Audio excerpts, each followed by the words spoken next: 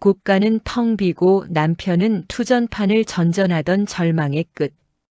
그런데 모두가 도둑이라 손가락질하던 시누이들의 수레에서 가문의 명운을 바꿀 비밀이 쏟아져 나왔습니다. 대체 이 집안에 숨겨진 진실은 무엇일까요? 순창 오시댁 며느리 은수의 처절하고도 감동적인 생존기 지금 시작합니다. 조선 후기 전라도 순창. 첩첩산중 맑은 물이 흐르는 마을에 장맛 좋기로 소문난 오시댁이 있었습니다. 하지만 그 실상을 아는 이들은 하나도 없었지요. 그저 마을 사람들의 입을 타고 내려온 전설 같은 풍문뿐이었습니다. 마을을 떠돌던 중매쟁이는 은수의 집 마루에 걸터 앉아 침을 튀기며 제 세상인 것처럼 떠들어댔습니다. 아이고, 김 여사님. 눈을 크게 뜨고 잘 보시라니까요. 오시댁 말이요. 첩첩산중 그 마을에서 놈만 천석을 굴리는 대지주예요. 그 집 장독대가 몇 갠 줄 아십니까? 장 담그는 날이면 마을 사람들이 다 동원돼서 며칠을 먹고 마시고 놀아도 독이 다 안 빌 정도라니까요.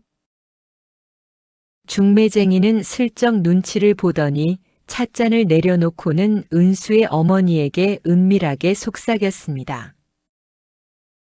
오시댁 외아들 정우, 그 집 자식이 아주 인물도 훤칠하지, 선비라 풍류를 알아서 사람이 아주 낭만적이지. 어디 가서 그런 귀한 신랑감을 만나겠습니까? 우리 은수가 그 집에 시집 가면 손에 물 한 방울 안 묻히고 꽃가마 타고 호강할 터인데 이런 기회를 놓치면 나중에 땅을 치고 후회할 거요. 내 얼굴 봐서라도 이번 혼사 당장 도장 찍읍시다. 중매쟁이는 마치 자기 일인 것처럼 가슴을 팡팡 치며 호언장담했습니다. 그의 달고 다른 입술 끝에서 뿜어져 나오는 화려한 미사여구에 은수의 어머니는 그만 홀린 듯 고개를 끄덕이고 말았습니다. 오시댁은 대대로 물려받은 논이 천석이 넘는 부잣집이요. 며느리만 되면 호강할 것이니 고민할 것도 없소. 그렇게 중매쟁이의 달콤한 거짓말에 속아 20살의 은수는 꽃가마를 타고 화려한 미래를 꿈꾸며 오시댁으로 향했습니다. 하지만 화려한 꽃가마에서 내려 첫 발을 내디뎠을 때 그녀를 맞이한 건 환대가 아닌 서늘한 기운이었습니다. 대청마루에는 이미 출가한 시누이 우희와 우자가 다리까지 뻗고 앉아 며느리 맞이할 준비도 하지 않은 채 욕이나 하고 있었습니다. 그들은 은수가 가마에서 내리자마자 윗목에 앉아 턱짓으로 은수를 훑어보았습니다. 우희는 씹던 음식을 우물거리며 은수의 옷차림과 혼수 보따리를 삿대질하듯 가리켰고 우자는 쯧쯧 혀를 차며 노골적으로 비웃음을 흘렸지요. 이게 우리 집으로 들어온 새 식구인가 보지. 얼굴은 반반한데 가져온 보따리 꼴을 보니 우리 집안 며느리 감으론 한참 부족해 보이네. 우희의 차가운 한마디에 은수는 왠지 모를 서늘함을 느꼈습니다. 은수가 인사를 올리려 고개를 숙였지만 시누이들은 대꾸조차 하지 않은 채 서로 눈을 맞추며 낄낄거렸습니다. 언니 딱 봐도 촌스럽지 않아? 저런 애가 우리 집 기둥을 잘 세울 수 있을까 모르겠네. 아마 우리들 눈치나 보다가 짐 싸서 도망가는 거 아냐? 우자의 가시 돋친 말에 마당 가득 찬 바람이 부는 듯 했습니다. 기대했던 호강은커녕 문짝은 바람만 불어도 삐걱거렸고 곳간은 텅 비어 퀴퀴한 곰팡내만 가득했습니다. 무엇보다 은수를 막막하게 만든 것은 집안의 대소사에는 관심도 없고 그저 자기 몸치장과 밖으로 나돌기 바쁜 남편 정우였고 남편의 뒤에 숨어 올케를 은근히 따돌리려는 시누이들의 독한 눈빛이었습니다. 정우는 스스로를 풍류를 아는 선비라 칭했지만 실상은 집안 살림엔 눈곱만큼도 관심 없는 위태로운 한량에 불과했습니다. 아침마다 비단 도포 자락을 깃털처럼 휘날리며 집을 나서는 그의 주무대는 서당이 아닌 장터 주막과 기생집, 그리고 투전판이었지요. 그는 주막 평상에 비스듬히 누워 친구들에게 호기를 부리곤 했습니다. 허허, 우리 집 곳간에 쌀이 넘쳐나 쥐들도 배가 터져 죽을 지경이지. 자, 오늘 술값은 내가 낸다. 하지만 그 화려한 허풍이 끝나기 무섭게 정우는 어두운 밤이 되어서야 비틀거리며 집으로 돌아와 은수에게 소리치곤 했습니다. 어느 날 저녁 거나하게 취해 들어온 정우는 부엌 바닥을 닦던 은수에게 대뜸 노잣돈을 요구했습니다. 임자, 오늘 내 운수가 조금 꼬여서 말이야. 내일 김서방이랑 술 한잔 하기로 했으니 노잣돈 좀 내놓으시구려. 대장부가 천하를 논하려면 이 정도 품위 유지비는 필요한 법 아니겠소? 은수는 닦던 걸레를 멈추고 떨리는 목소리로 응수했습니다. 서방님, 지금 곳간에는 쥐 한 마리 살지 못할 만큼 쌀이 바닥났습니다. 어머님 약 지어드릴 돈은커녕 당장 내일 끼니도 걱정해야 할 판인데 술값이라니요? 제발 정신 좀 차리십시오. 그러자 정우는 콧방귀를 뀌며 너스레를 떨었습니다. 허허, 이 사람아. 여자가 째째하게 굴면 큰 인물이 못 되는 법이요. 내 조만간 투전판에서 큰 건 하나 터뜨릴 것이니 그때 비단옷을 10벌은 해입혀 줄 것이니 기다리시오. 정우는 그렇게 아버지가 물려준 비옥한 논을 하나둘씩 몰래 팔아치우며 오로지 장터의 친구들에게 환심을 사는 데에만 정신이 팔려 있었습니다. 밤마다 남편이 몰래 지고 온 빈 문서를 하나씩 발견할 때마다 은수의 가슴은 시커멓게 타들어갔습니다. 남편이 골아떨어진 틈을 타 촛불 아래 빈 문서를 매만지던 은수는 떨리는 목소리로 스스로를 다독였습니다. 이게 대체 얼마인가? 논 한 필지가 또 사라졌구나. 저 사람은 내일이면 또 무슨 근거 없는 호기를 부리며 나갈지. 시어머니 약값은커녕 당장 내일 쌀독 채울 길도 막막한데 언제까지 저 남자의 풍류 뒤에서 눈물만 흘리고 있을 것인가. 은수는 손에 든 빈문서를 꽉 쥐었습니다. 종이가 구겨지는 소리가 방 안을 채웠습니다. 믿을 구석이라곤 하나 없는 이 집안에서 남편의 술상을 차리고 시누이들의 비위를 맞추며 사는 것이 나의 운명인가? 아니, 아니다. 여기서 이렇게 무너질 수는 없다. 저들이 나를 가문의 며느리로 보지 않는다면 나 역시 이 집안의 낡은 껍데기에 기생하며 살지 않으리라. 내 손으로 직접 콩 한 알이라도 벌어 썩어가는 이 가문의 뿌리를 내가 직접 다시 묻겠다. 은수는 촛불을 끄고 어둠 속에서 눈을 빛냈습니다. 마루에 앉아 자신을 감시하듯 내려다보는 시누이들의 서늘한 시선도 집안을 갉아먹으며 헛꿈을 꾸는 남편 정우도 더는 그녀를 두렵게 하지 못했습니다. 남편과 시누이만 믿다가는 굶어 죽는 건 시간 문제라는 사실을 뼈저리게 깨달은 은수. 그녀는 이제 절망의 밑바닥에서 스스로 일어서기로 결심했습니다. 정우가 밖에서 탕진하는 동안 집안의 상황은 벼랑 끝으로 몰리고 있었습니다. 이번에는 시누이 우희와 우자가 문제였습니다. 출가 외인이라지만 이들은 제 집 드나들 듯 이틀이 멀다 하고 친정에 들이닥쳐 곳간을 털어갔습니다. 어느 날 오후 첫째 시누이 우희가 곳간 문을 발로 툭 차며 들어섰습니다. 그녀는 쌀독 깊숙이 바가지를 쑤셔 넣어 쌀을 가득 퍼 담기 시작했습니다. 그 광경을 목격한 은수가 창백해진 얼굴로 달려왔습니다. 형님, 지금 무얼 하시는 건지요?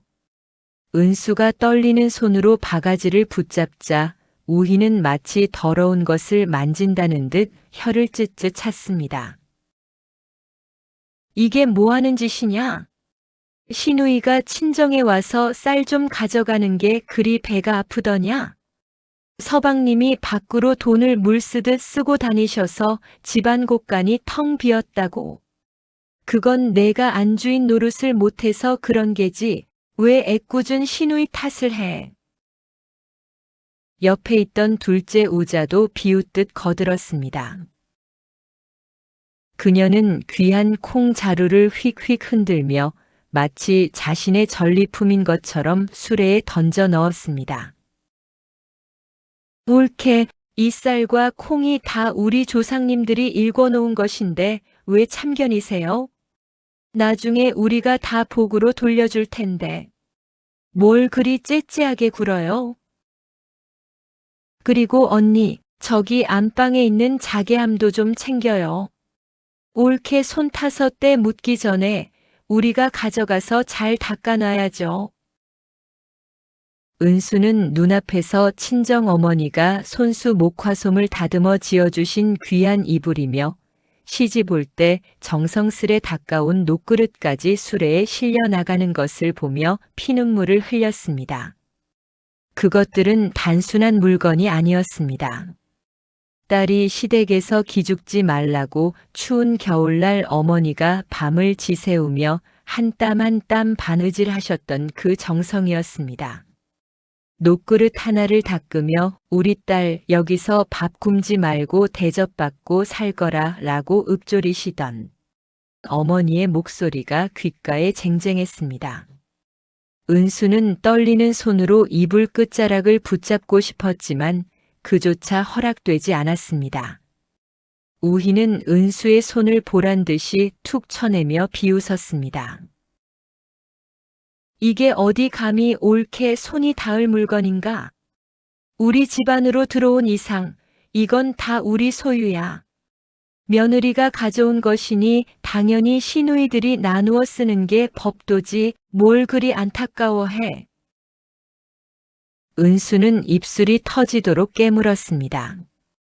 가슴속 깊은 곳에서 뜨거운 것이 울컥 치밀어 올랐습니다.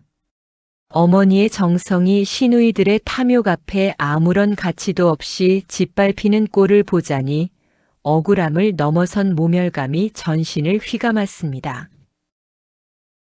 어머니, 제가 이럴 줄 알았더라면 차라리 이 이불을 들고 집으로 돌아갈 걸 그랬습니다. 어머니의 정성을 저들의 비루한 욕심 앞에 제 손으로 내어주고 말았습니다. 은수는 흙바닥에 주저앉아 어머니의 손길이 닿았던 이불이 시누이의 신발에 짓눌려 더러워지는 것을 멍하니 바라보았습니다. 이제 은수에게 남은 것은 아무것도 없었습니다. 그날 밤 정우가 술 냄새를 풍기며 비틀거리며 들어왔습니다. 은수는 젖은 눈으로 정우의 옷소매를 잡고 절박하게 매달렸습니다. 서방님, 제발 정신 좀 차리세요. 오늘 낮에도 시누이들이 와서 어머니 약값으로 챙겨둔 녹그릇까지 다 싣고 갔습니다. 이대로 두면 저희는 내일 당장 굶어 죽을 판입니다. 형님들께 제발 한 말씀만 해주십시오. 이게 도둑질과 무엇이 다릅니까?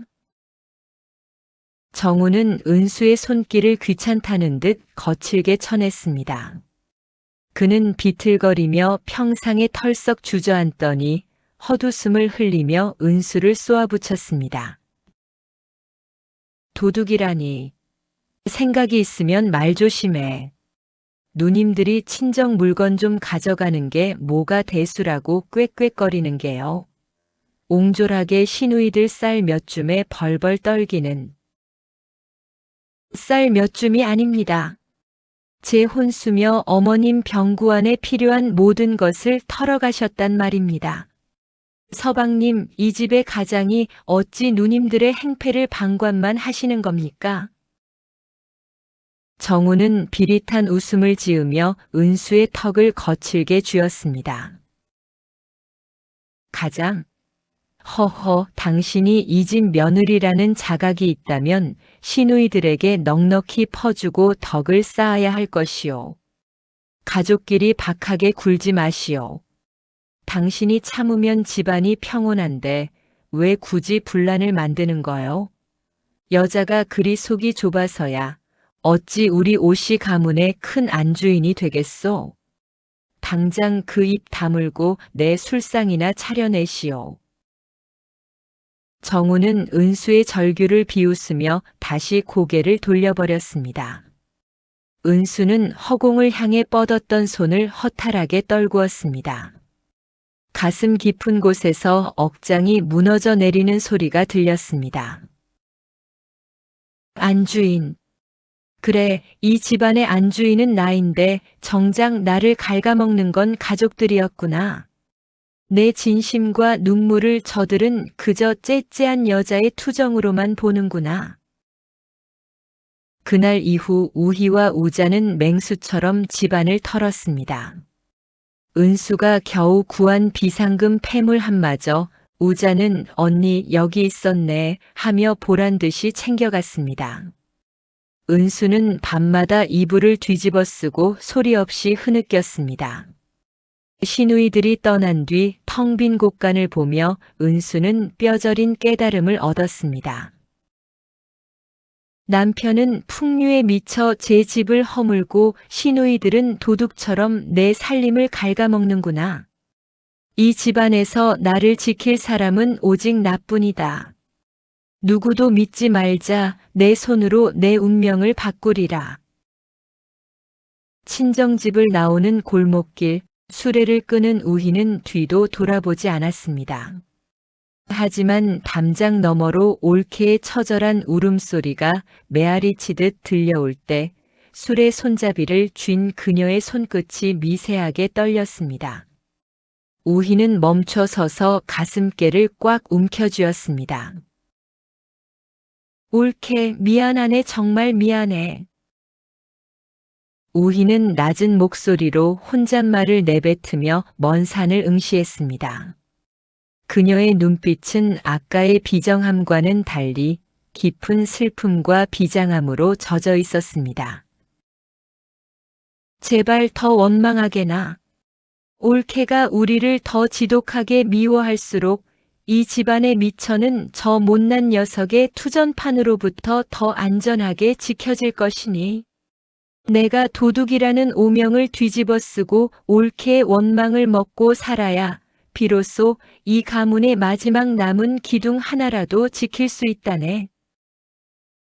그 시각 은수는 시누이들의 비정한 뒷모습을 보며 이를 악물었습니다.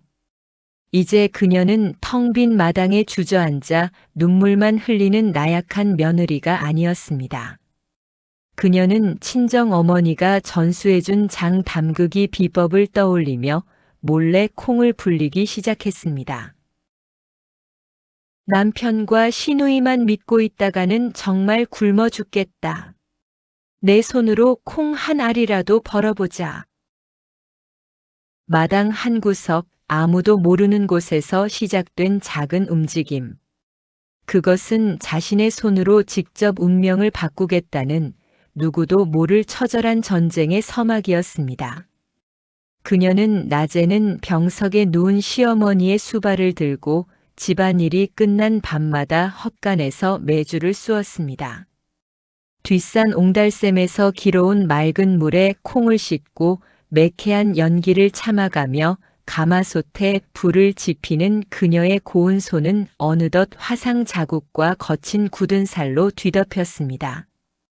온몸에 메주 냄새가 밴 탓에 시누이들에게 천박한 장사치 냄새가 난다며 구박을 받기도 했지만 은수는 입술을 깨물며 견뎌냈습니다. 마침내 정성이 깃든 은수표 장이 완성되었습니다. 은수는 항아리를 이고 장터로 향했습니다. 순창의 맑은 물과 제 정성을 담은 장입니다. 한번 맛보시고 가세요. 하지만 시장 바닥의 반응은 냉혹했습니다. 은수의 꾀죄죄한 행색과 남편 정우가 주막마다 떠들고 다닌 우리 집안 망신거리라는 악소문 때문이었습니다. 저기 보게, 한량 정운의 며느리 아니야? 남편이 투전판에서 집 문서까지 날렸다던데 그 집이 지금 끼니도 못 있는다며? 쯧쯧, 그런 집 며느리가 만든 장이 무슨 맛이 있겠어? 분명 쉰내 나는 장일 게 뻔해. 사 먹었다가 배탈이나 나지 않으면 다행이지. 지나가는 장꾼들은 은수를 벌레 보듯 피했습니다. 그때 화려한 기생들과 어울려 주막에서 나오던 정우가 시장 한복판에 서 있는 아내를 발견했습니다. 그는 얼굴이 벌겋게 달아올라 사람들에게 들으라는 듯 고함을 쳤습니다. 아니, 이 미련한 임자. 양반집 며느리가 시장 바닥에서 이게 무슨 망신이오? 내 체면이 땅바닥에 떨어지는 꼴을 봐야 속이 시원하겠소? 당장 그 항아리 다 때려 부수고 집으로 들어가지 못하겠소. 장터 사람들의 시선이 모두 쏠렸습니다. 은수는 장국자를 쥔 손을 꽉 쥔 채 정우를 똑바로 쏘아보았습니다. 서방님, 그놈의 체면이 밥 먹여줍니까? 지금 곳간에 쌀이 한 톨도 없습니다. 서방님이 투전판에서 날린 돈이 아까우면 가서 일이라도 거두십시오. 저는 지금 제 손으로 어머님 약값을 벌고 있습니다. 부끄러운 건 제가 아니라 서방님입니다. 장터는 순식간에 찬물을 끼얹은 듯 조용해졌습니다. 정우는 주변 사람들의 비웃음과 은수의 당당함에 압도당해 분을 사기며 자리를 떴습니다. 하지만 진짜 시련은 그날 밤이었습니다. 은수가 땀 흘려 벌어온 쌈짓돈을 정우가 몰래 훔쳐가려다 시누이 우희에게 딱 걸린 것입니다. 우희는 정우의 손목을 비틀어 그가 훔치려던 돈 보따리를 낚아챘습니다. 정우는 아프다고 비명을 지르며 바닥을 굴렀지만 우희의 눈빛은 살기마저 띄고 있었습니다. 내 이놈! 아내가 피땀 흘려번 돈까지 손을 대느냐? 당장 나가지 못해. 우희는 정우를 거칠게 밀쳐내고는 바닥에 떨어진 돈 보따리를 주워들었습니다. 은수는 그제야 시누이가 동생의 악행을 꾸짖어 주는 줄 알고 안도의 한숨을 내쉬며 다가갔습니다. 형님 감사합니다. 그 돈 서방님이 훔쳐가려던 것인데 다시 돌려주셔서. 은수가 손을 내밀었지만 우희는 그 손을 매몰차게 뿌리쳤습니다. 그녀는 뺏어든 돈 보따리를 자기 옷품에 챙겨 넣더니 밖에서 기다리고 있던 자기 수레를 향해 성큼성큼 걸어갔습니다. 형님, 지금 무얼 하시는 겁니까? 그 돈은 어머님 약값이고 다음 콩을 살 미천입니다. 제발 그것만은 안 됩니다. 은수가 수레바퀴를 붙잡고 매달리자 우희는 수레 손잡이를 거칠게 낚아채며 은수를 마당 바닥에 나뒹굴게 했습니다. 우희의 눈매가 서늘하게 번뜩였습니다. 어머님 약값? 콩살 미천? 옳게 주제를 알아야지. 이 집안의 안주인은 나야. 내가 어디서 굴러들어와 감히 이 집 곳간을 차지하려 들어.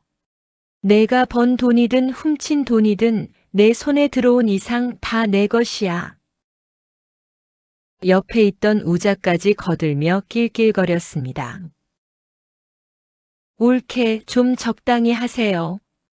언니가 예쁘게 포장해서 가져간다는데 왜 이리 질척거려요? 이게 다 우리 집안 법도예요. 며느리가 벌어온 돈이 시누이 손을 거치지 않으면 그게 어디 올바른 돈인가요? 우희는 은수의 애원 따위는 들리지 않는다는 듯 수레에 올라타며 차갑게 내뱉었습니다. 오늘 이 돈은 내가 잘 쓰마. 내가 하도 시장 바닥을 기어다니며 장을 팔아대서 이 집안 체면이 말이 아니니 이 돈으로 그 장독들 다 갖다 버려야겠구나. 우희가 수레를 몰고 대문을 나서는 소리가 밤 공기를 갈랐습니다. 은수는 흙먼지 날리는 마당에 엎드린 채 자신의 마지막 희망이 사라져가는 소리를 듣고만 있어야 했습니다. 어떻게 사람이 이럴 수 있단 말인가? 며느리라는 이유로 사람을 이렇게까지 짓밟아도 되는 것인가?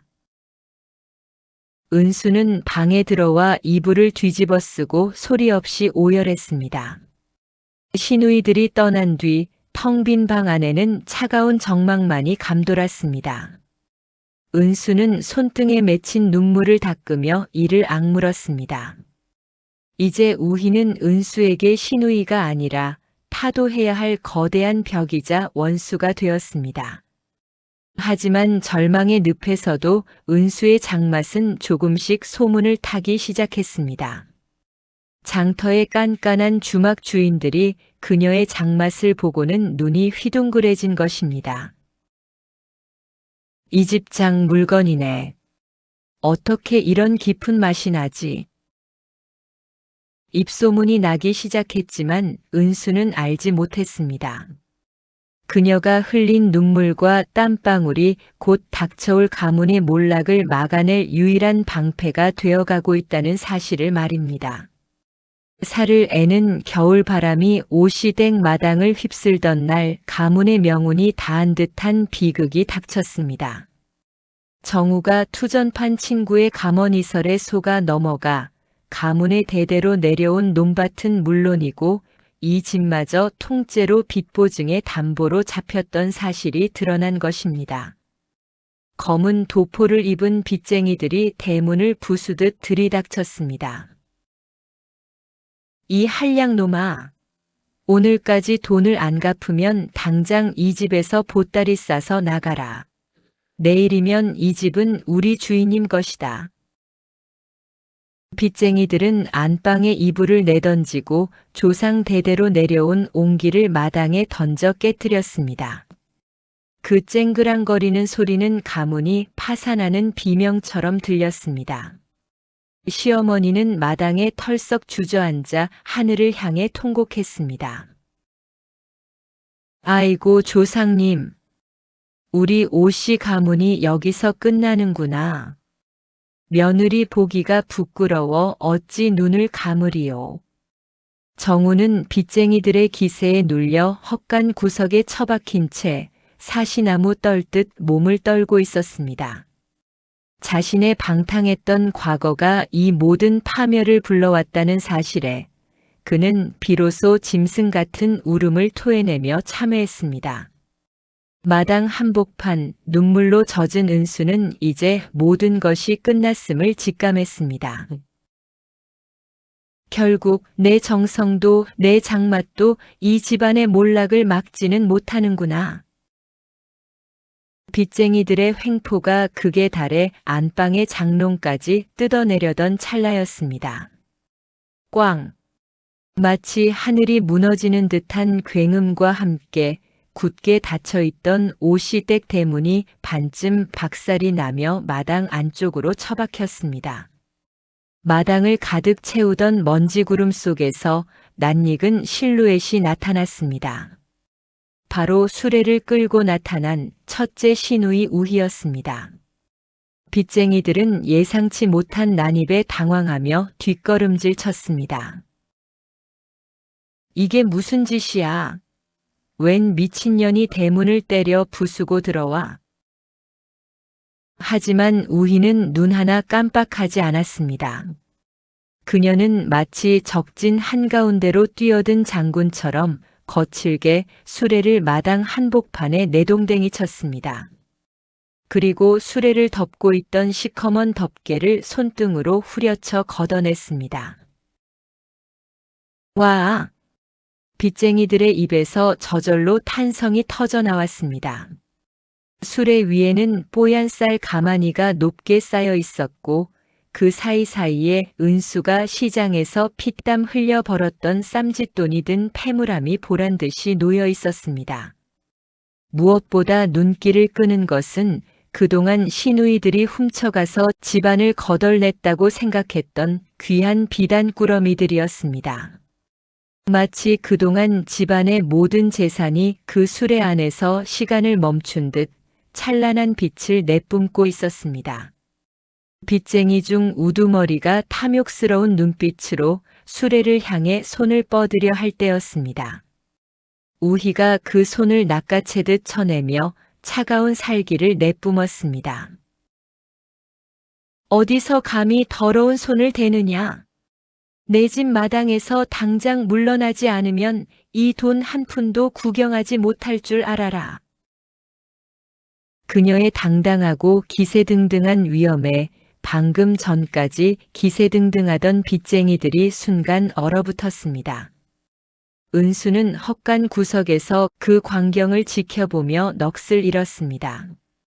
사라졌던 줄만 알았던 살림살이가 원망의 대상이었던 시누이의 수레에서 쏟아져 나온 이 기막힌 상황. 우희의 등 뒤로 서늘한 겨울바람이 불어왔지만 그녀의 등은 그 어떤 벽보다 견고해 보였습니다. 먼지 자욱한 마당 한복판, 정우는 자신이 숨어있던 헛간 구석에서 짐승처럼 엉금엉금 기어 나왔습니다. 그는 빚쟁이들의 기세에 눌려 이미 혼이 반쯤 나간 상태였습니다. 누나 우희가 수레를 끌고 당당히 들어서는 모습을 보자 그는 넋이 나간 눈으로 수레 위를 훑쳤습니다. 누나, 이게 다 뭐야? 이건 우리 집 곳간에 있어야 할 쌀가마니들이잖아. 누나가 야금야금 빼돌려 가져갔던 것들 아니야? 정우는 떨리는 손가락으로 수레 위의 패물함을 가리켰습니다. 그의 목소리는 갈라지고 혓바닥은 꼬여 있었습니다. 세상에. 이 자괴함은 내가 누나한테 뺏길까봐 겁에 질려 밤잠을 설쳤던 건데. 왜 누나가 이걸 가지고 여기 있는 거야? 대체 왜? 나를 파멸시키려고 그래서 나를 이 꼴로 만들어서 쫓아내려고 작정한 거야? 누나가 진짜 도둑이었던 거냐고.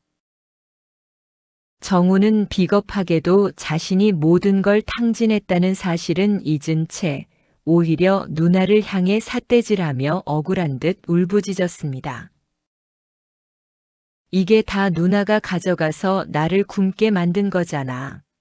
내가 밖에서 친구들한테 무시당하고 비단옷 하나 제대로 못 입었던 게 다 누나 때문이야. 근데 왜 이제 와서 이걸 끌고 와서 나를 더 비참하게 만드는 거냐고. 자신의 방탕함이 아니라 누나의 약탈 때문에 이 집안이 망했다고 믿고 싶어하는 정우의 비굴한 모습이 마당을 가득 채웠습니다. 하지만 우희는 정우를 쳐다보지도 않았습니다. 그저 벌레를 보듯 차가운 눈으로 그를 무시한 채 빚쟁이들에게 은전을 던져줄 뿐이었습니다. 정우는 누나가 자신을 쳐다조차 보지 않는다는 사실에 더 큰 모멸감을 느끼며 바닥을 기어다니며 구슬프게 통곡했습니다. 누나, 말 좀 해봐. 왜 그랬어? 내가 도대체 뭘 그렇게 잘못했다고 나를 이렇게까지 짓밟는 거냐고. 우희는 정우를 쳐다보지도 않은 채 빚쟁이들에게 은전 보따리를 얼굴에 던지듯 내던지며 호통을 쳤습니다. 이 돈이면 저놈이 진 빚을 다 갚고도 남을 것이니 당장 내 집 마당에서 썩 나가거라. 우리 집안 기둥 뿌리를 건드린 대가를 톡톡히 치르게 해주마. 빚쟁이들이 은전을 챙겨 허둥지둥 사라지자 우희는 그제야 정우의 멱살을 쥔 채 거칠게 흔들었습니다. 이 못난 놈아! 내 낭비벽을 내가 모를 줄 알았더냐? 내가 장터에서 기생들 비단옷 해주고 투전판에 갖다 바칠 때 내가 왜 내 뒤를 쫓아다니며 쓴소리를 했겠어? 내 놈 손에 쥐어주면 그날로 다 탕진할 게 뻔하니 내가 도둑년 소리를 들으면서까지 그 돈을 악착같이 빼돌린 것이다. 우희의 말에 마당은 순식간에 찬물을 끼얹은 듯 조용해졌습니다. 은수는 멍하니 우희를 바라보았습니다. 자신이 시누이를 향해 쏟아냈던 그 모든 저주와 원망이 산산조각 나며 발치에 떨어지는 기분이었습니다. 우희는 멱살을 잡고 있던 손을 풀어 굳은 살이 박여 거칠어진 자신의 손으로 은수의 손을 꼭 잡았습니다. 그녀의 눈가에는 은수보다 더 깊고 진한 눈물이 고여 있었습니다. 올케, 그동안 정말 미안했네. 내가 모진 말로 올케를 몰아세울 때마다 내 속도 갈기갈기 찢어졌다네. 하지만 내가 악역을 자처하지 않았으면 저 철없는 녀석이 곳간 열쇠를 훔쳐다가 진작에 다 술값으로 날렸을 거야. 내가 동네 사람들 손가락질을 받고 시댁에서 친정 등쳐먹는 시누이라는 낙인이 찍히더라도 이 집안의 마지막 미천만은 지켜야 했네. 그래야 올케가 그토록 밤을 새워가며 지켜낸 이 장독대와 이 가문의 명맥이 끊기지 않을 테니까. 은수는 떨리는 목소리로 겨우 입을 뗐습니다. 형님, 그럼 그날 제가 벌어온 돈을 뺏어 가실 때도 저를 미워하신 게 아니었습니까? 우희가 대답했습니다. 올케가 벌어온 돈은 올케의 피와 땀이었지. 그걸 저 철없는 동생 놈이 투전판에 갖다 바치는 걸 내가 보고만 있을 수는 없었네. 내 수레에 싣고 가는 척하며 사실은 안전한 곳에 다 묻어두고 있었네. 오늘 이 돈으로 빚을 갚고 나면 이제 올케의 피땀이 온전히 올케의 것이 될 거야. 정우는 그 자리에 털썩 무릎을 꿇었습니다. 방금 전까지 누나를 향해 삿대질하며 억울하다고 소리치던 기세는 온데간데 없었습니다. 그는 우희와 우자의 치맛자락을 붙잡고 바닥에 머리를 짓지으며 짐승 같은 울음을 토해냈습니다. 누님, 누님들, 제가 정말 죽일 놈입니다. 제가 사람이 아니었습니다. 정우의 어깨가 참회의 무게로 크게 들썩였습니다. 저는 누님들이 그저 저를 미워해서 이 집안의 주인인 저를 쫓아내고 곳간을 독차지하려는 줄로만 알았습니다. 제가 투전판에서 돈을 잃고 밖에서 비웃음을 살 때마다 누님들이 제 재산을 털어가는 것을 보며 얼마나 원망했는지 모릅니다. 그런데 그게 다 저를 살리기 위한 누님들의 눈물겨운 싸움이었다니. 정우는 흑투성이가 된 얼굴로 누나들을 올려다보며 울부짖었습니다. 제가 그토록 누님들을 원망하며 며느리인 은수가 보는 앞에서까지 누님들을 욕보였습니다. 내가 내 집안을 허물고 누님들 가슴에 대못을 박는 줄도 모르고 세상에서 제일 불쌍한 척 굴었습니다. 누님들은 저를 위해 도둑이라는 오명까지 뒤집어 쓰고 평생을 삭혀오셨는데 저는 도대체 무슨 짓을 저지른 겁니까? 그의 목소리는 갈라지고 터져 나왔습니다. 다시는 누님들께 그리고 내 아내 은수에게 짐이 되지 않겠습니다. 내가 저지른 죄값을 갚기 위해 이 굳은 살 박인 손으로 죽는 날까지 이 흙을 일구며 속죄하겠습니다. 저 같은 놈을 버리지 마시고 부디 제 죄를 씻을 기회만 주십시오. 우희는 눈물을 훔치며 씁쓸하게 웃었습니다. 이제 알았느냐? 우리는 널 미워한 게 아니라 널 살리기 위해 우리 스스로를 버렸던 게다. 은수는 신우이의 거칠고 굳은 살 박인 손을 맞잡았습니다.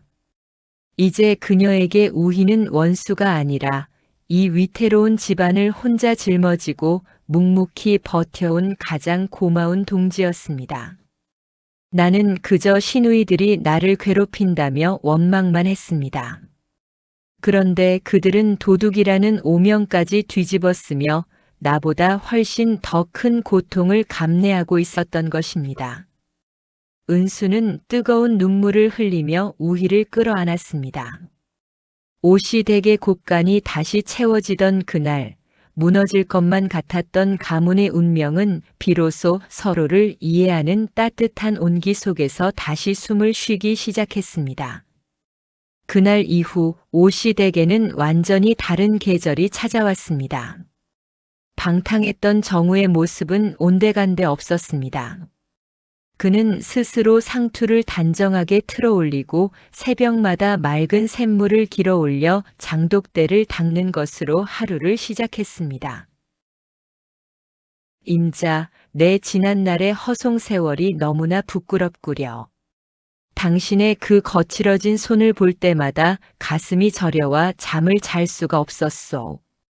이제는 내가 이 무거운 항아리를 다 짊어질 테니 당신은 그 귀한 장맛에만 온전히 마음을 쏟아주시오. 정우가 땀방울을 뚝뚝 흘리며 묵직한 항아리를 옮기는 뒷모습을 보며 은수는 비로소 수년간 가슴을 짓눌렀던 멍울이 녹아내리는 것을 느꼈습니다. 그녀는 참았던 웃음을 터뜨리며 그의 이마에 맺힌 땀을 닦아주었습니다. 세월이 흐르자 순창 오시댁의 장은 한양 도성까지 그 명성이 자자해졌습니다.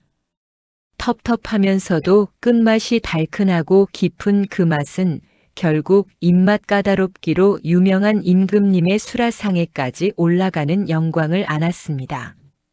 사람들은 이를 진상장이라 부르며 입을 모아 칭송했지요. 어느 따스한 가을날 햇살이 노랗게 쏟아지는 장독대 앞에 세 여인이 둘러앉았습니다. 은수와 우희 그리고 우자. 예전에는 서로를 향해 나를 세우던 눈빛은 사라지고 그 자리에는 서로를 닮아가는 온화한 미소만이 남았습니다. 우희는 정성스레 메주를 다듬으며 은수에게 넌지시 말을 건넸습니다. 옳게 지난 세월을 생각하면 지금도 가슴이 먹먹하네. 내가 그때 너무 독하게 올케를 몰아붙이지 않았나 매일 밤 잠을 이루지 못했어. 정말 미안했네. 은수는 메주를 탁탁 치대며 환하게 웃어 보였습니다. 그녀의 얼굴에는 이제 고생의 흔적이 아닌 깊은 풍파를 이겨낸 사람만이 가질 수 있는 단단한 평온함이 서려 있었습니다. 형님 아닙니다. 돌이켜보니 그때 형님의 그 독한 채찍질이 있었기에 지금의 제가 있었습니다. 만약 형님이 그렇게 악역을 자처하며 집안의 중심을 잡아주지 않으셨다면 오늘날의 이 장맛도 우리 오씨 가문이 부활도 없었을 것입니다. 오히려 제가 형님께 평생 갚아도 모자랄 큰 빚을 졌지요. 새 여인의 웃음소리가 장독대 너머로 파동처럼 번져나갔습니다. 그 옆에서 정우는 정성스레 장독 뚜껑을 덮으며 아내와 누이들을 흐뭇하게 바라보았습니다. 마을 사람들은 장독대를 오가며 그 풍경을 보며 이렇게 말하곤 했습니다.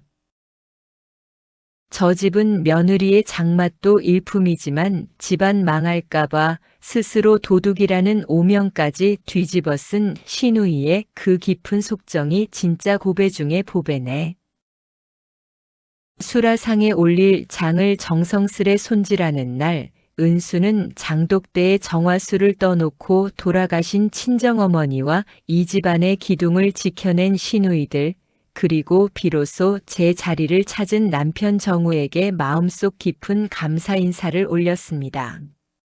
오시댁의 장독대에는 오늘도 순창의 맑은 바람이 스며들어 세상에서 가장 깊고 진한 맛이 무르익고 있었습니다. 세 사람의 마음이 하나로 합쳐져 만들어낸 그 맛은 시간이 갈수록 더욱 깊어져 대대로 이어질 가문의 영광이 되어 영원히 익어가고 있었습니다. 마을 사람들은 장독대를 오가며 그 모습을 보며 늘 칭송했답니다. 저 집은 며느리의 장맛도 일품이지만 집안 망할까봐 스스로 도둑이라는 오명까지 뒤집어 쓴 시누이의 앞날 내다보는 눈이 진짜 고배 중의 보배네. 오시댁의 장독대에는 오늘도 순창의 맑은 바람이 스며들어 세상에서 가장 깊고 진한 맛을 익혀가고 있었습니다. 오늘 준비한 이야기 특급은 여기까지입니다. 시련을 딛고 서로의 진심을 확인한 오시댁 가족들의 이야기, 여러분은 어떻게 보셨나요? 가슴 따뜻해지는 우리네 옛 이야기를 놓치고 싶지 않으시다면 지금 바로 구독 버튼을 꾹 눌러주시고 영상이 마음에 드셨다면 좋아요로 응원 부탁드립니다. 다음에도 더 깊고 진한 감동으로 찾아오겠습니다. 시청해주셔서 감사합니다.